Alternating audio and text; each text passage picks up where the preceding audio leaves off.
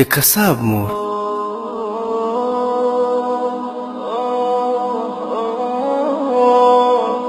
یو ورځ حضرت موسی علیه السلام د الله جل جلاله نه پوښتنه وکړه چې زما سره به په جنت کې څوک وي؟ الله جل جلاله ورته وفرمیل فلانکی کساب به ستا سره په جنت کې وي. حضرت موسی علیه السلام حیران شو او د دې قصاب په لټه کې شو چې وګوري دا څنګه سړی دی چې کله قصاب ته ورغی نو د لرې نه همداسې قصاب ته ګوري چې کله قصاب خپله سودا خرڅه کړه نو یو څه غوښه په څادر کې تاو کړه او کور ته ولاړو. کله چې کور ته ولاړو غوښه یې پخه کړه او بیا یې یو لوښي کې ډوډۍ میده کړه او بلې کوټې ته ولاړو چې هلته یو زړه ښځه په پلنګ ناسته وه.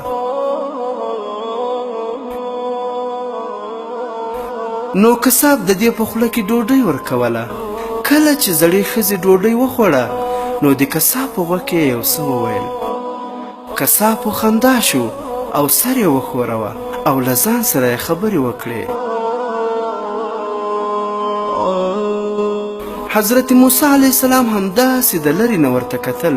کله چې قصاب د باندې راغی نو موسی علیه السلام ورته وویل دا ښځه څوک وه او دې څه درته وویل؟ قصاب وویل دا زما مور ده. زه چې کله کور ته راشم هره ورځ اول زه دې ته په خپلو لاسو ډوډۍ تیاروم او بیا یې ورکوم نو دا ډیره زمانه خوشحاله شي او ما ته غوږ کې ووایي چې الله جل جلاله دې له موسی علیه السلام سره جنت کې یو ځای کړه. زه ورته وخاندم چې چیرته زه او چیرته موسی علیه السلام. نو حضرت موسی علیه السلام وپوهېده چې دا خو ټول د مور د خدمت وجه ده چې الله جل جلاله ما ته وویل چې قصاب به په جنت کې ستا سره یو ځای وي. راځئ ملګرو چې د مورجانې خدمت ښه په اخلاص سره وکړو چې هم الله جل جلاله رانه راضي شي او هم مو جنت ځای وي.